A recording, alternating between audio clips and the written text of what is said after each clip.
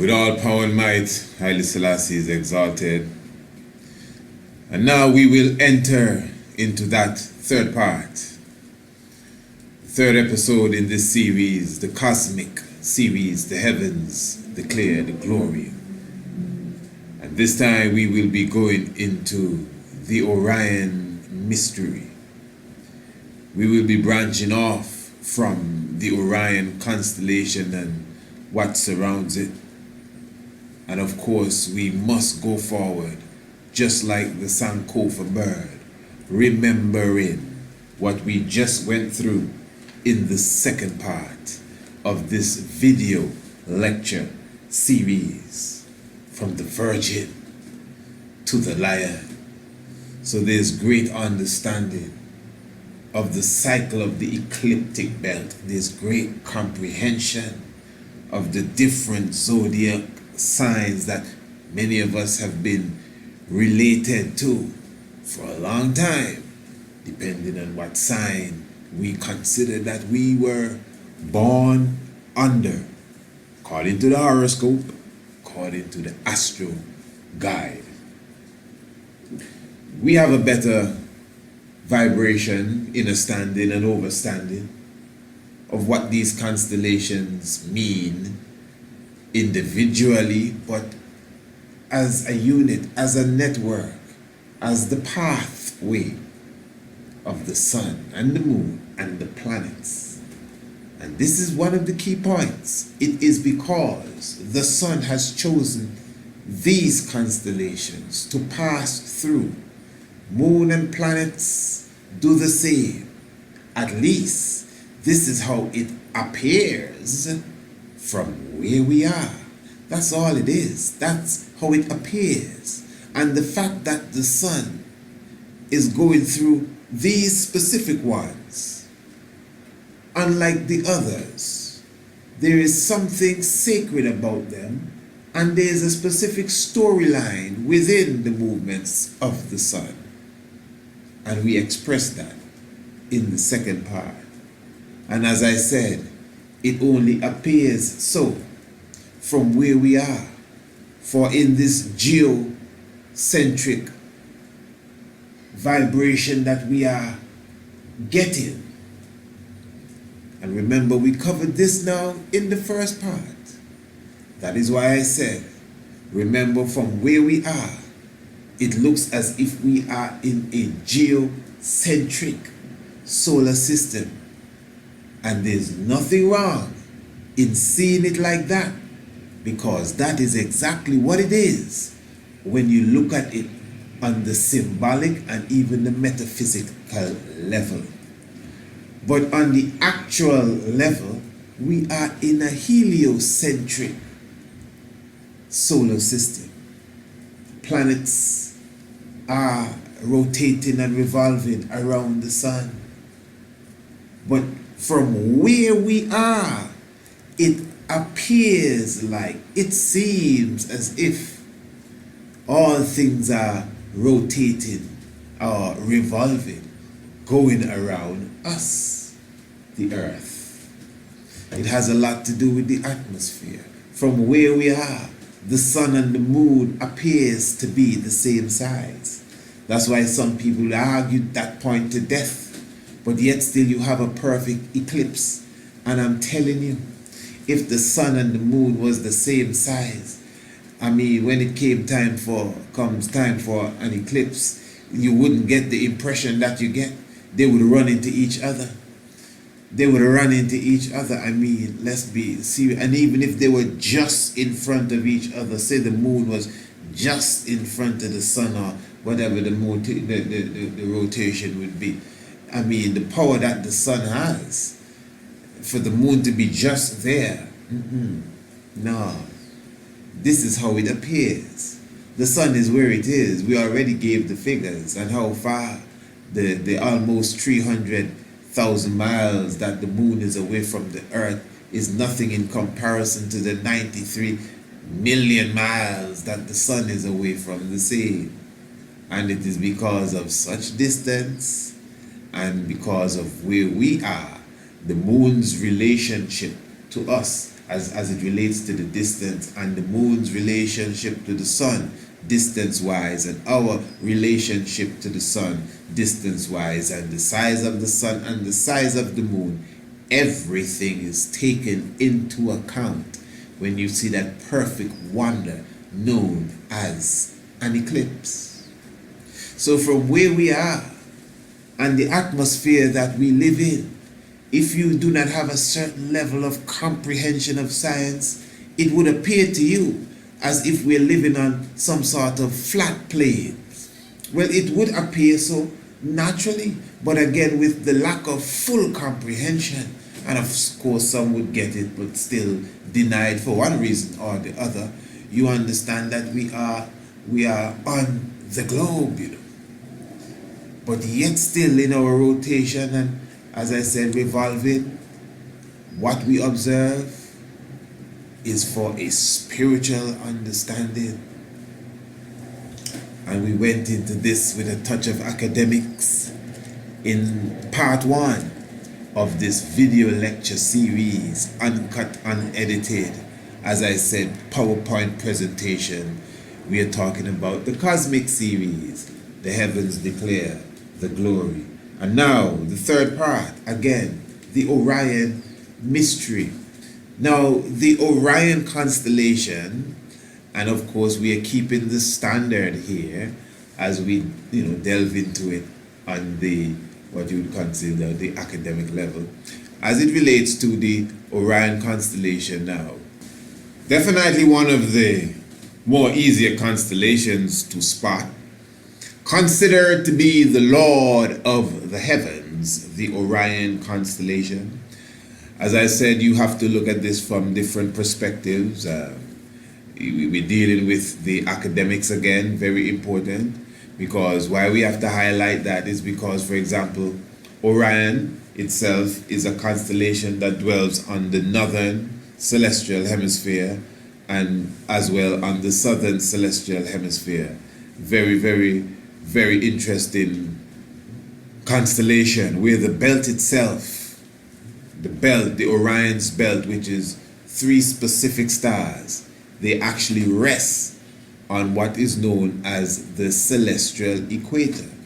So again, as the earth has an equator, the heavens has an equator as well. And it is really the earth's equator somewhat superimposed on the ceiling of the heavens, because of obviously from where we are, it appears as if the stars are just painted maybe like on this dark ceiling, you know. In fact, I once stayed in a dwelling place like that, where the heavens itself, not the heavens, but the roof or the ceiling appeared as if it was the heavens. It was dark, it was actually black, and the little stars twinkling, especially when the light is off and all of that. So that is how the heavens really look. It looks like the ceiling and the stars, as if they're really dots twinkling. That's why people feel that's what they are. There are people that believe that, they're hanging balls and all kind of little things. So, but we know in reality that is not what's taking place. Some of these stars that you are gazing on, some of them appear as if they're just next to another star, and they may be hundreds of light years away from each other. So as I said, the triple stars of the Orion belt stand out tremendously as they are on the celestial equator, the equator of the heavens. And these are the famous stars that are known to align with the building of the pyramids, not just in Kemet, but even in Southern America as well. These same stars, the trinity of stars itself, and within Orion you have that great Orion Nebula. All of these are key points. So you have Al-Nilam, that's one of the stars, Nim or Mintaka, and Al-Niktak. These are 3 stars, or the 3 main stars that make up the belt of the constellation that is known as Orion. And then You have also Betelgeuse. Betelgeuse is said to be the second brightest star in the Orion constellation itself, and it actually resembles somewhat like the left shoulder of Orion. And then of course you have Rigel, that bluish, whitish bluish star, considered the brightest star, and that is really basically the left ankle of the great constellation Sahu. Sahu, that is the Orion constellation. That is the official ancient name, Sahu. Now, when you hear about Orion, Orion obviously now is a Greek term, and Orion is said to mean the mighty hunter, the great one. And the mythology of Orion is that it was Zeus, if I'm correct, that placed Orion up in the sky, you know, because of course it is Greek mythology that goes with it, and placed him up in the sky, just like you may have other constellations that are found up in the sky, like Andromeda and Cephas and Cassiopeia. These may be Greek terms to some degree, but Andromeda is the Ethiopian princess, and Cephas is the Ethiopian king, and the W, that woman constellation, is the Ethiopian queen or the Ethiopian empress. And we're talking about constellations that are literally in the sky. Now, as I said, mythology now. If you were to study Orion, I'm sure if you went to any of these universities and you had to do a paper on Orion, especially if you're dealing with mythology now, not necessarily astronomy, you're dealing with mythology now, and you want to know the history, it will tell you that it's in Greek mythology, Orion was a giant hunter whom Zeus placed amongst the stars as the constellation of Orion. Now, I'm just saying that if this is how Orion got its name and its fame, because of a Greek story of a hunter that was placed in the heavens and became that renowned constellation, well then, maybe we should check a little further before Greek had any mythology whatsoever, and see if somebody else has some connection to that same constellation that I know was up there before Zeus put the hunter in the sky. I am very sure. Now, the Kemetic netar known as Asar, and again to put some Latin and Greek to it, the Egyptian god known as Osiris. So Osiris now, within the theology of Kemet, and I would say theology, although some would not agree, because I ain't see nothing wrong with theology at all. I'm not saying this is not religion, you know, man. Theology. Some people say they go to this and that school of theology. There ain't no theologian school. There means Bible school, brother. Not even Bible school, Christian school. Yeah, man, you gotta be straight. These are not theological colleges. They may be seminaries, but they're not theological colleges. So you see, this is the word play, because in the back of our minds, or buried somewhere in our thoughts, theology is Christianity. You understand? And it's not that. Theology, by the very definition of the name or the word, is the study of the concepts of God. So to me, a theologian should be very versed in the many different concepts of God. and yet still, depending on his belief or her belief, should be able to hold their own with their individual concept of God. Yeah. So I'm saying the oldest concepts of a God was seen in Northeast Africa. And one of the oldest of the daddy-os is the Osiris mystery. One of the things we have not harped upon thus far in this lecture series,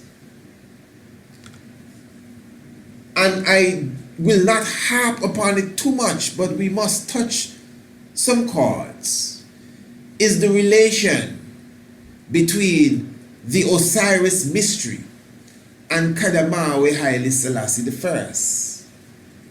In the second part of this series, again we went through the zodiac constellations and we described the basic theological comprehension or connection with these stars. I would say the basic,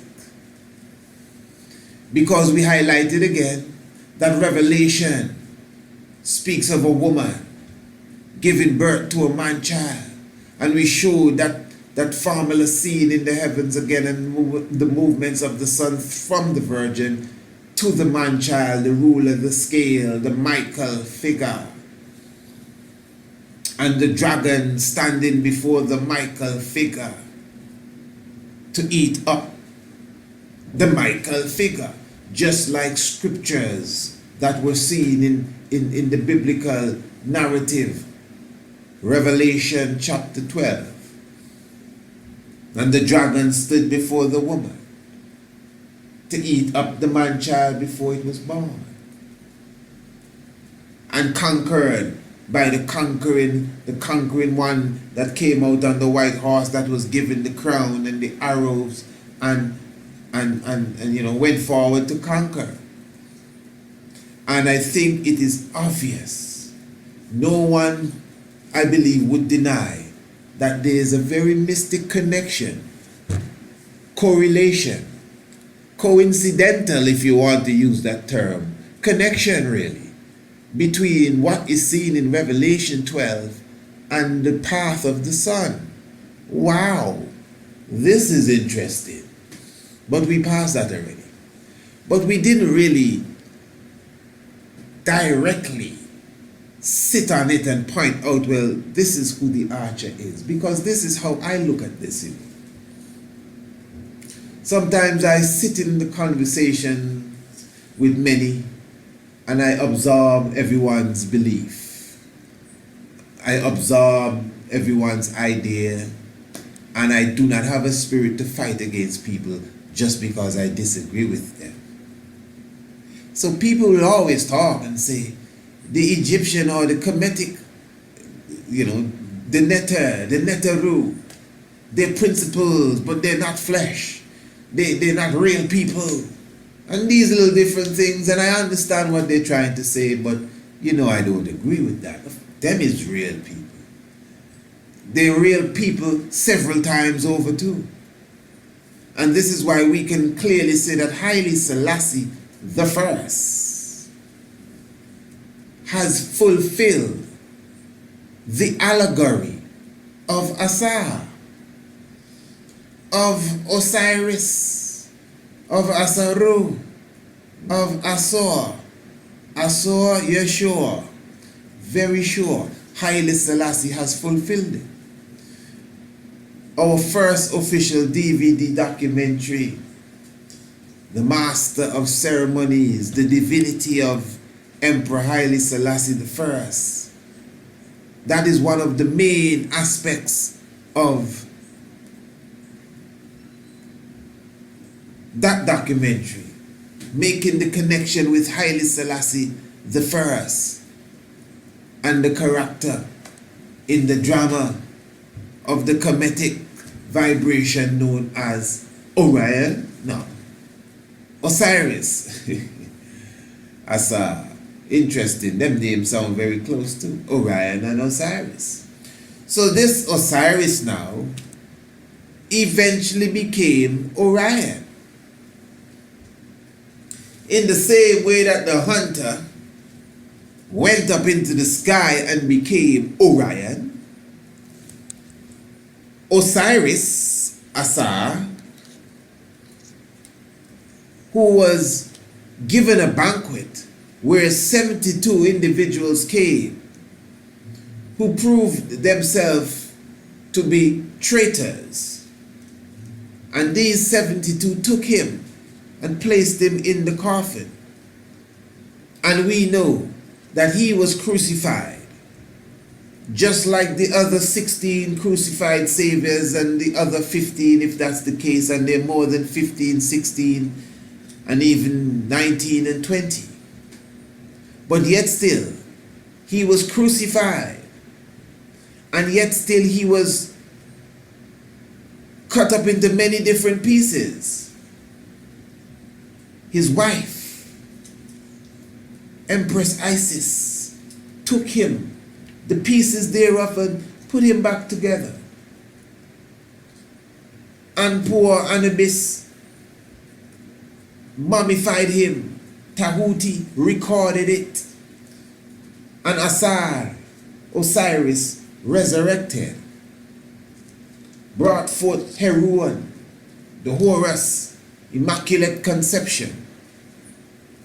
And Osiris, on his resurrection, according to the Kemetic philosophy, ascended and became the constellation, not of Orion, but became the constellation Sahu. Sahu is the name of Orion, because the story of Orion is different than the story of Sahu. It is because of these things why we would tell people, you can't just be teaching people that Jesus is black and nah, man. And some people would say, even amongst I and I as Russell, Jesus is just the English term. We can't get caught up in the term. Nah, man. Sometimes you have to check the term. Because in the same way as I would always say that Jesus is not Jesus, Jesus is not the Christ, Orion really is not Sahu, because the Sahu story is different. We've done different episodes dealing with the Yeshua character from the Jesus character.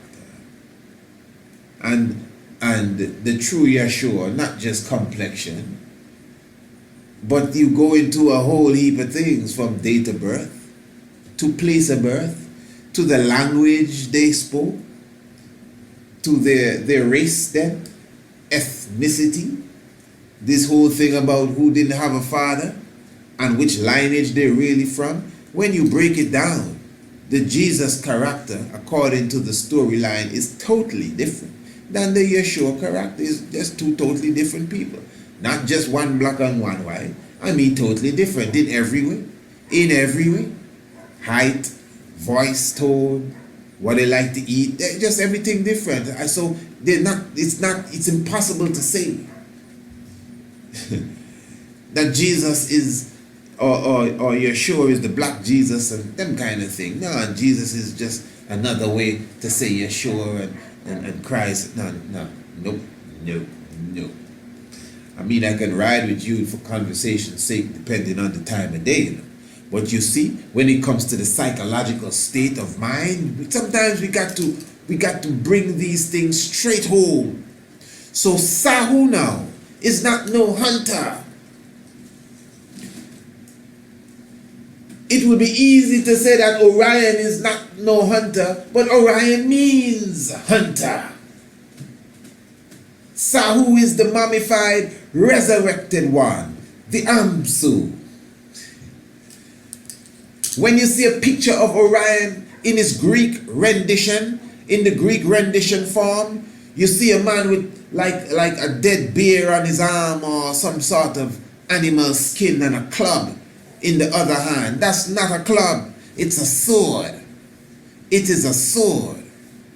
Everyone knows that Orion has a sheath for the sword, lingering off of the Orion's belt, and he has the sword in his hand, raised up high. It's a sword. So the Sahu has a sword, and the Orion in the Greek mythology has a club.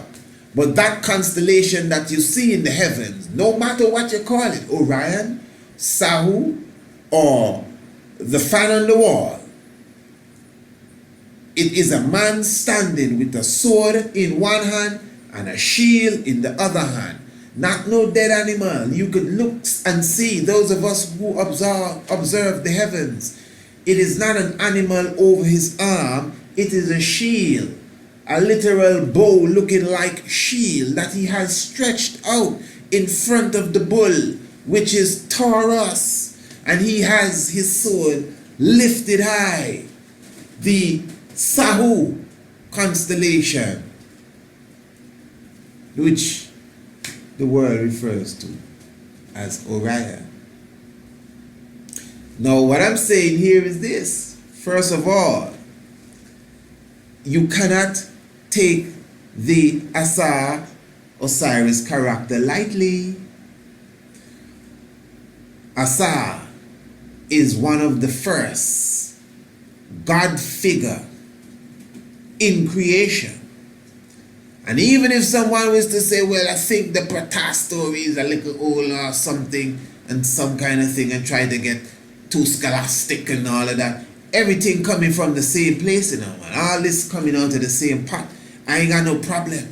It's coming out of the same basket. In fact, the first trinity is Ptah, Asar, and Sokar. So we ain't battling about who first. This is the same family here we're talking about.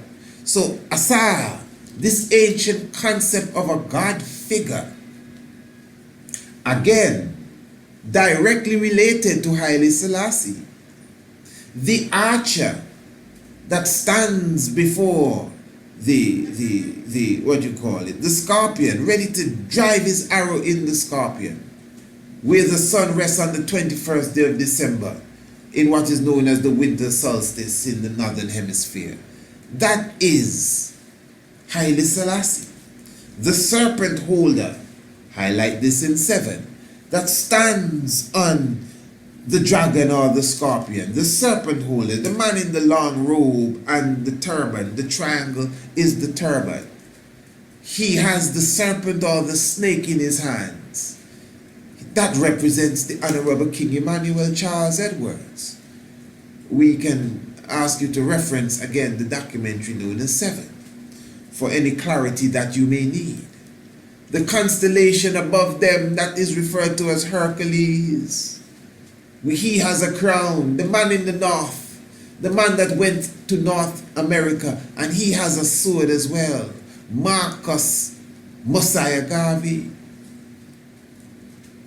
So you can highlight these constellations and literally put them to people, to human beings. And again, this is a vibration that has a high cycle as well, because it may sound strange, but that doesn't mean that you personally have the spirit of the serpent holder. That doesn't mean that you personally have the spirit of the Orion. That doesn't take away the spirit of the dragon slayer from you as well. It doesn't take away the spirit of Heru or Asar from you. But I am saying that there are people that will come that are radiating to the highest of frequency as it relates to the deity known as Ma'at. So that is why you could relate to her as the Ma'at in flesh, because she's carrying, whoever she may be, the highest principle of Ma'at. She may not even be carrying the highest principle of Heteru, but another woman will come, maybe at another time, with the full Heteru spirit That's hetero in flesh. You ain't no spooky vibes and nothing coming out the sky and going to no baby and say, well, it's inside of you now. No, this is not, you know what I mean, the exorcist. This is just reality. And these things are already divinely ordained through the movements of the stars and the planets and the sun. This is real. So Haile Selassie I, in his doings and sayings, and I know for sure that my audience has this understanding that I don't have to, belabor the point. Haile Selassie directly being connected to Asar Osiris obviously means that Haile Selassie I is directly connected to the Orion constellation, because Asar on his resurrection became the Orion constellation. Again, let us just quickly revisit the importance of this constellation. We're dealing with astronomy as well. They don't refer to it as Sahu in astronomy. It's the Orion constellation. This constellation, unlike none other, is situated perfectly on the celestial equator. Half of the constellation is in the southern hemisphere and half in the north. Very key. And the celestial equator runs perfectly through it. In fact, it runs through its belt, the Orion's belt, the same belt, one more time, that aligns with these great pyramids that have been established and have been amazing and mesmerizing, I should say. Anyone who lays eyes on them, even those who never see them, are still left in an awe. The Great Pyramid of Giza. The builders understood that the Sahu constellation and the Orion's belt itself was very important. They aligned their buildings and aligned even down to the chambers with the light from this constellation and the light from the star. It is the phallic or the penis. This is the part of the Orion, the Asar, Osiris, Asar, that could not be found. The penis. And the penis has always been very symbolic in Kemetic culture. Obviously, it is the phallic which brought to life what we call the oblique, the Tekken. So when you see the Tekken anywhere you go, they all represent the phallic. They represent the erected penis. And it is Osiris' erected penis that is said to be the origin of the concept of the oblique or the Tekken. Listen to me good. It is very interesting that when Haile Selassie I, after going through the Italian-Ethiopian War, which is very, very important when it comes to understanding that saving nature of Haile Selassie. We relate that to the 5 bleeding wounds that the scripture says that Christ bore from the 5th of May 1936 to the 5th of May 1941. We are speaking of the time that was said to have been, according to the League of Nations, Ethiopia being annexed to Italy, but we understand the true story. We know exactly what was going on. Give thanks for Ras Kassa and Ras Imru and the mighty warriors even all the warriors that stood up, even those that came and joined the emperor, that were, even if you want to say, opponents of him prior to that war. you can't really overemphasize how important this time frame was when all African countries, all countries in the world went under the colonial grip of Europe, all of them except Ethiopia, glorifying Menelik the killer man who ward off the Italians, man, from even the 1890s in the Battle of Adwa. And give thanks again, Haile Selassie the first come and defend Ethiopia, said we, as we said, the 5th of May to the 5th of May. And if he did not stand forward, as I said in one presentation that I had with another brother, I cannot see another human being, no disrespect, not even Menelik II, I can't envision someone else sitting in the seat of the Emperor of Ethiopia during the time when Mussolini invaded. That's not no Mussolini invasion, brother. That was all of Europe really invading there. Some of us, we don't understand the scope of what took place. That was all of Europe coming in. And it was the shrewdness of that man, Haile Selassie, that won the war. People talking about England had to come and help, as if we don't understand. Yeah, I'm glad you say that. Go and find somewhere else in history where them kind of science is used, where you can take your own, you can take the brother of your enemy. You can take the brother of your enemy who's really collaborating with your enemy. Look at the League of Nations, Sir Samuel Hoare and Pierre Laval, who sold out Ethiopia. Britain and France sold out Ethiopia. So at the end of the day, when Haile Selassie got Britain to help him, as they say, to run out Italy, come on, meditate on that. Since when? What happened overnight? How did that change? Them is shrewdness, brother. But no, we can't see that picture there. So we sit back and this. I wish you were the, well, I don't really wish, but if you were the Emperor of Ethiopia, how would you get through? That's what I'm talking about. The conquering lion. So when we say he's the only head of state to address both League of Nations and the United Nations, don't take it as a joke. Listen to I. In 1936, the 30th of June, and just blessing up the sword at the same time, Saifa Selassie, the 30th of June, as he was addressing the League of Nations, man, in Switzerland, 30th of June 1936. This is the only head of state to have ever done that.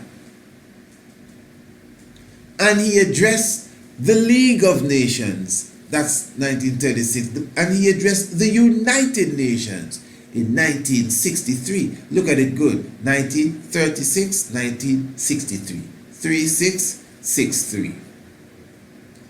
And he became the only head of state to address both. Listen to me.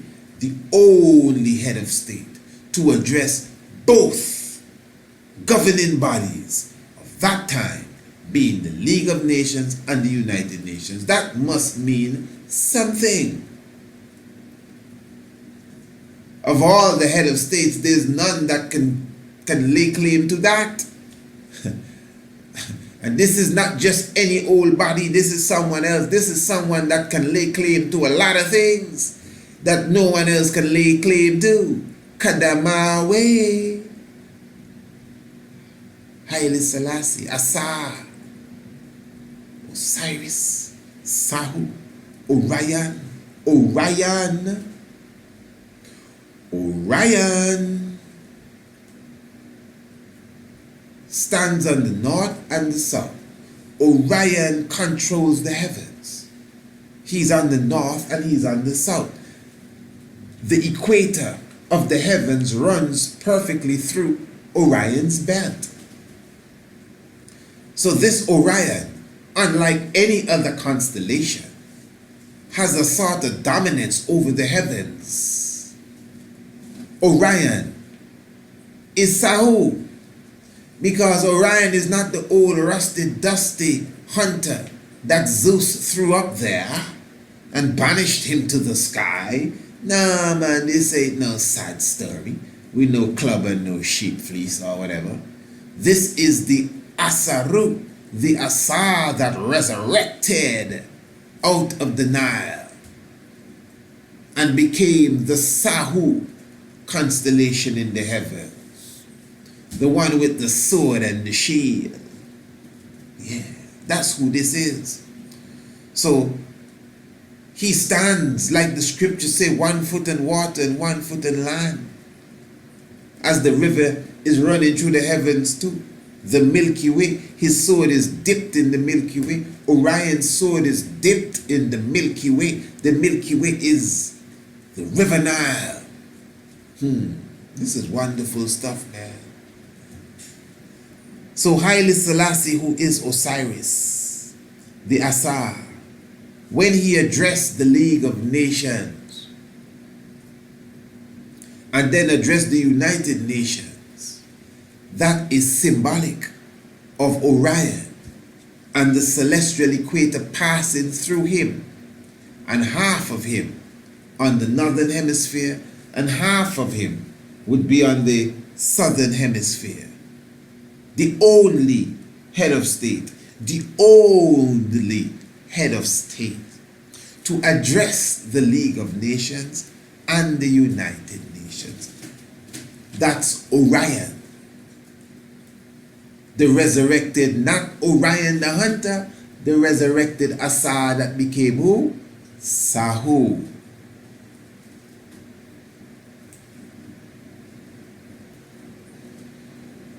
When Osiris Asa was put back together by his wife, give thanks for the woman and her love.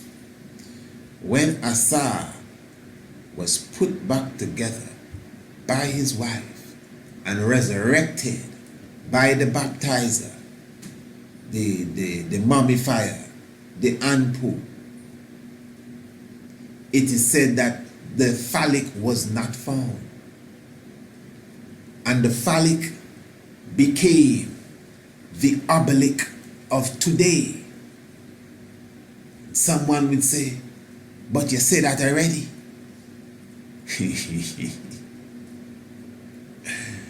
And it is when Asa resurrected to become Sahu that the phallic obelisk Tekken symbol was established.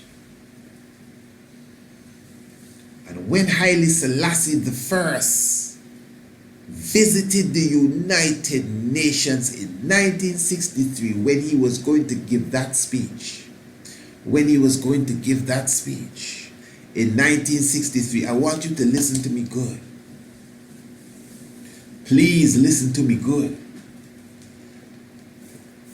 Osiris or Asa, when he was battling Set and all of that, when they were coronating him with the 72 people, like how the 72 individuals came to the coronation of Haile Selassie first, when this was taking place, Osiris or Asa was not Sahu.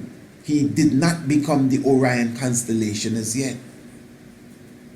I am telling you, as Haile Selassie, the coronation of Haile Selassie, that is Asa being fulfilled.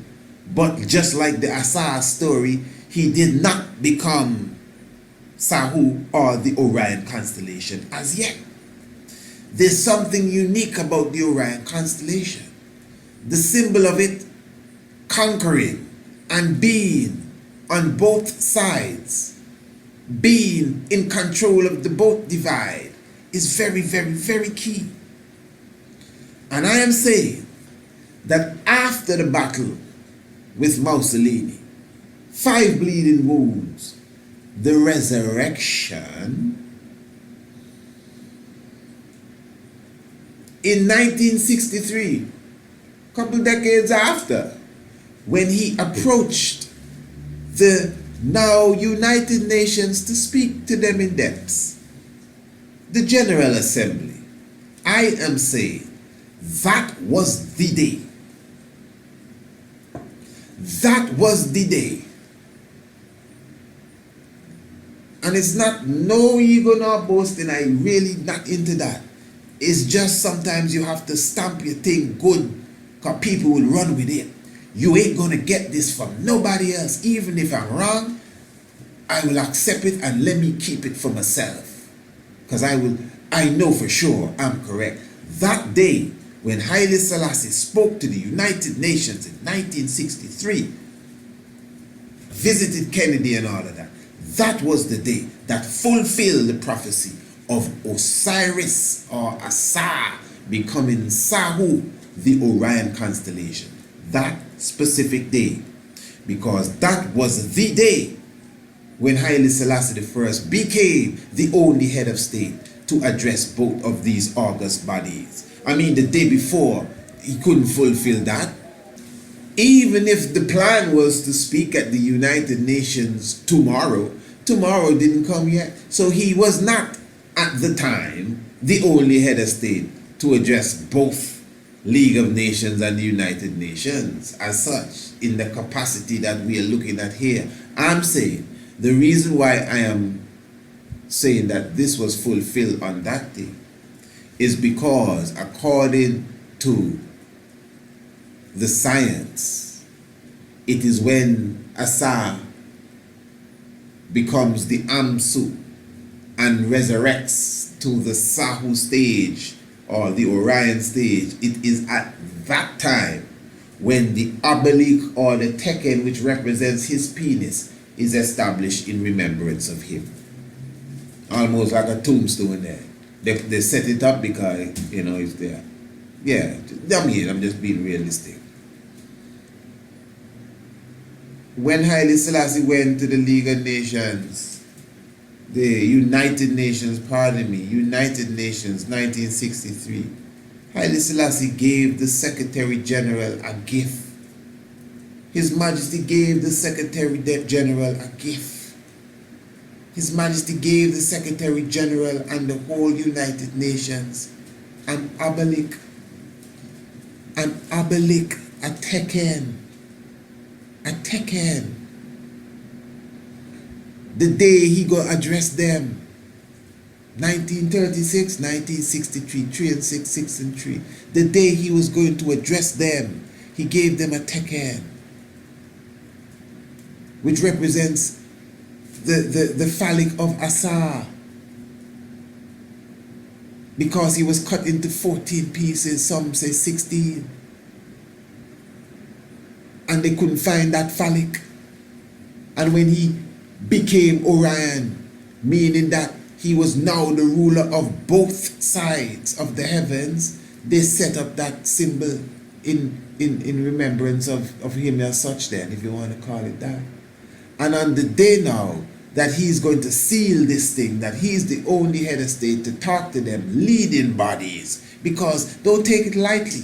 The Bible says that the Lord shall come and gather all nations together. Unless you are in a fairy tale frame of mind as it relates to that, this is as real as it gets. And on that day, he gave them the same symbol that the myth says was established when Asa ascended to the stage of Sahu or to the stage of Orion. Just before he went to speak, he gave them the oblique. Now what I'm saying, you know, I don't know everything, but you see this, I don't know how anyone can wring me out of this. To me, this is undeniable as it relates to the divinity of Kadamawe Haile Selassie I. And don't tell me he don't know what's going on, as if this is a game. I give thanks for the comprehension that even I personally have as it relates to that God, that man, Haile Selassie I.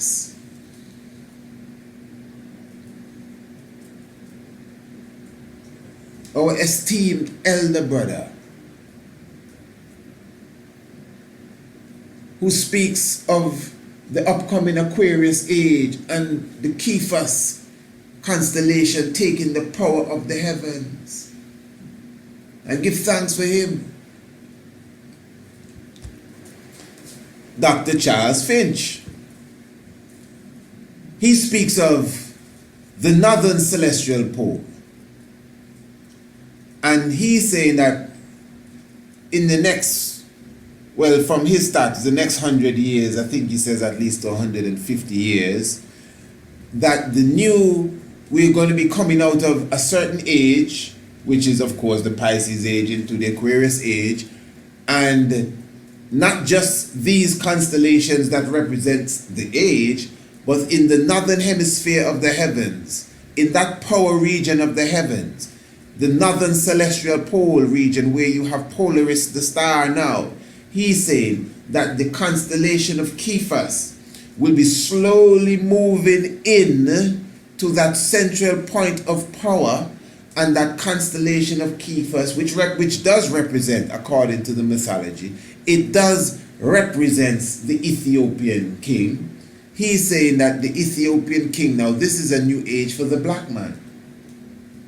And what is interesting, that Dr. Charles Finch uses the events of the Million Man March of Minister Louis Farrakhan, even the inauguration of Barack Obama, as events in this time that relates to this. He also, in respect, highlights the coronation of Haile Selassie I in 1930. And he says that these three events, he believes, are directly connected to Cephas, the Ethiopian king, becoming the seat of power in this new time. Again, a real Ethiopian king being crowned, Minister Farrakhan having the Million Man March, and Barack Obama becoming the president of the United States of America. Now, for me alone, I wipe out the Barack Obama part right away. With all due respect to Minister Farrakhan, that was a good little work he did there, no disrespect at all. But you cannot compare Cephas going into the central power zone of the heavens with either Million Man March, and definitely not with Barack Obama becoming president. But again, Haile Selassie, them other two things ain't it, man. It's the coronation of Haile Selassie, just as Charles Finch. This is not my discovery, you know. This is Dr. Charles Finch. I've done programs on this where I actually play the, if you want to use the term, audio play, you know, of Dr. Charles Finch, and you hear him describing for himself the whole science of Cephas going into the northern celestial power point, and that directly related to the coronation of Haile Selassie I. So what I want to do just here, I'm going to give you a bit of an interview now. It's not a lecture, that Brother Charles Finch did in more recent times with the brother from Titans TV. Now, listen to this. The galaxy impact the solar system, impact Earth, and impact everything on Earth. All right? Now, what the ancients did is that they were able to, shall we say, monitor these energies. Look at, perceive what they were. Understand them. I mean, after untold eons of observation. So each age itself has a special essence. And they knew that. They had developed that. This is the reason why and let me say one other thing. When one age transitions to another age, there's a period where everything that had come before begins to break down. As I was saying to somebody, I forget who I was saying this to, it's that famous phrase by William Butler Yeats. Things fall apart. The center cannot hold. And this is what happens to the world. As the old order has to make way for the new order. And this is cosmically determined. This is not anything human beings control. Human beings like to think they control everything. They don't control hardly anything, really. All right? Now, there's actually 2 great years. There's one determined by the 12 signs of the what we call the zodiac, and there's 7 constellations around the North Pole. Okay? Now, so that means it's determined by the exact same thing. It's 26,000 years. It's 26,000 years around the equator, and it's 26,000 years around the North Pole, because it's the same phenomenon that creates it. Okay? It's the same tilt of the axis that revolves around the vertical axis, and whether you are measuring it by watching what arises at the equinox, or whether you're measuring it by what constellation is coming to the North Pole, or the magnetic North Pole, it's the same phenomenon. This is where it gets interesting, because this is the only time in 26,000 years when 2 ages are shifting off and 2 ages are shifting in within 11 years of one another. The first age is what I talked about, was the age of Aquarius. Pisces is moving off, Aquarius is moving in. And it'll stay there for 2,160 years at the equinox, right before the rise of the sun. But in the North Pole, where does the magnetic North Pole point to? It points to Ursa Minor, which is a little bear. However, the ancient Egyptians didn't call it the little bear, they called it the jackal. Okay. Wepwat the jackal, the opener of the way, or Anubis. Right? So you have to go to those old archetypes to kind of get an idea of what's really going on. But Anubis, that Wepwat the jackal, Anubis, started inhabiting the pole, I think, I got to think about this, 1,653 BC, or thereabouts. Whether that's actually accurate or not, one thing for sure. In, 2050, there's going to be a new constellation at the North Pole, the magnetic North Pole. So that means a whole new age is starting there too. Listen. You get it? 2 ages going off, and 2 ages coming together within 10 years? No wonder the world is going to hell in a handbasket. Now, the question you need to ask yourself, or one needs to ask oneself, what is that constellation coming to the North Pole and will rule for 37 centuries? Its name is Cepheus. Oh. And you can see it, by the way. You don't have to take my word for it. You can see these things. In the next 4 or 5 days, you can go and, if it's clear, get up before the sun rises and go out and watch Pisces arising right before the sun does. You can see that. Wow. And you can also see Cepheus is in the northern heaven, getting ready in about 33 years, something like that. I'm sorry, 31 years, 2050, whatever that is. That's 34 years, coming to the North Pole. But who is Cepheus? Cepheus is the Ethiopian king. Or I call him the cosmic Ethiopian king. Cosmic Ethiopian king. That's right.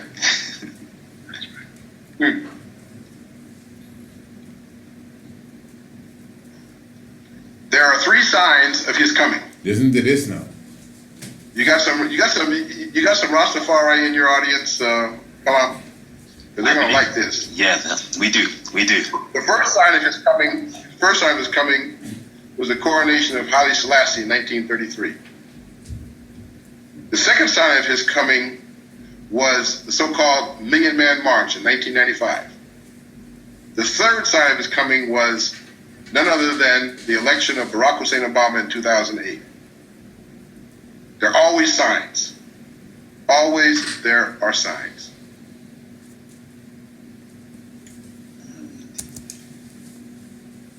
Now, as I said, that's again our esteemed elder, Dr. Charles Finch, has done a lot of work acts in his field over the decades. Sometimes you hear people speak of Dr. Ben, Dr. Clark, but there's a lot of names that are still left out there. But anyway, as I said in that video I did concerning this same thing here, with all due respect to Dr. Finch, man, because we map the heavens and we follow it properly. For example, he's saying that was about in 2016. This is 2019. So basically, it's the next 31 years before the constellation of Cephas would roll into that central part of the sky. The constellations don't move like that. Anything that's happening now, the next 30 years is not no vast difference, because the timeline of the heavens and the movements thereof is so vast that to say something will occur in the next 30 years as it relates to the movement of an age is almost like saying it's going to happen overnight. As I said, it's like watching day turn tonight. It doesn't just happen like in a second. You can sit and watch the sun set. Yes, there's a point where you can say, okay, the sun just set. But technically, 3 seconds, 4 seconds, even a minute after that is not that vast difference that you can pick up. If you were to close your eyes for 3 minutes, when you open your eyes again, you would notice, hey, it's gotten quite darker. But just sitting there watching the atmosphere, you don't really notice it getting dark like that. Every now and again you would say, well, it's getting dark. But the process is so slow. And that's just day turning to night. I'm telling you, the movements of the heavens. Now what he's saying is correct, but as far as even from this visual point of view, the good brother who's a researcher may be, quoting from some manuscript from even the Dogons or something, so don't get me wrong. All respect to his information. From my level of understanding and the movements of even that same constellation Cephas, it will be within the power of the central northern celestial region very soon too. Something a little more than 30 years though. But the point was made. He said the coronation of Haile Selassie in 1930, and as I said prior to this, to me that is it. So the Cephas constellation, the cosmic Ethiopian king, even our esteemed elder is telling us, is directly connected to the coronation of Kadamawi Haile Selassie I. This is why we are saying that it is the heavens that is the original book. It is the heavens that declares the glory of the Most High. It is the heavens. If you are heavenly literate, you're really good to go, especially when it comes to understanding the mysteries that is related directly to theology and the study of God. So give thanks again. The third part of the cosmic series.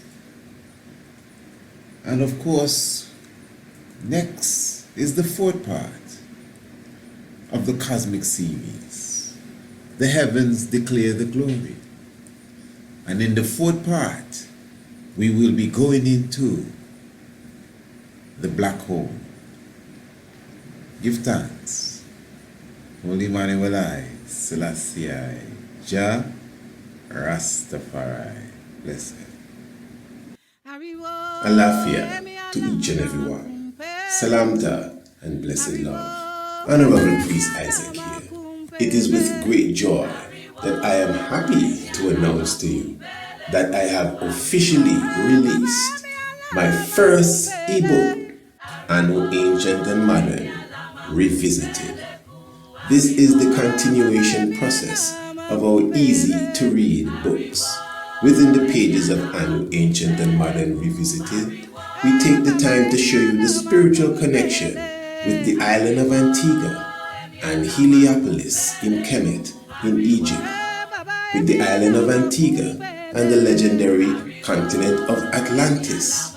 We also highlight Green Castle Hill, also known as Mount Anu, which is known as the Stonehenge of the Caribbean, with the countless of megaliths that align with the movements of the heavens.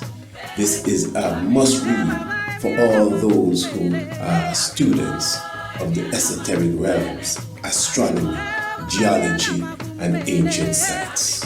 Of course, to get a copy of your book, all you have to do is to contact us at area code 1268-728-3162. Call, text, or even WhatsApp. Or you can email us at priestisaac27@gmail.com to get a copy of your ebook, Anno Ancient and Modern. It is an easy to read book. It may appear light, but it is extremely heavy. Yes, I love.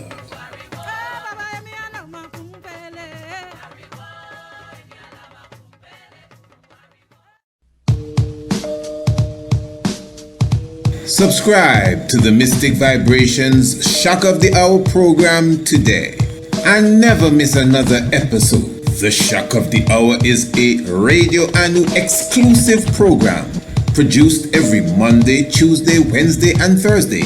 By now, I am sure that you are aware that all our programs are packed with information, inspiration, mystic vibrations, as well as hot button topics. Every evening we enter into a different dimension, even if it is a part 2 of the previous program, whether it's history or mystery, biology or philosophy, domestic affairs or the locks of your hair. The mystic vibration is sure to bring something new and interesting to the table every evening. So never miss another episode again. Subscribe to the Shock of the Hour now.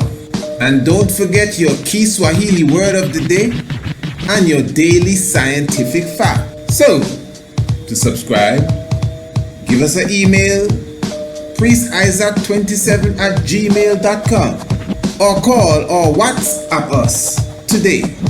Area code 1268-728-3162. The Shock of the Hour. Never miss another program. And a special note to all our new subscribers. All our new subscribers will receive a special copy of the DVD documentary, full length, The Night of the Black Tiger, The Divinity of Marcus Messiah God.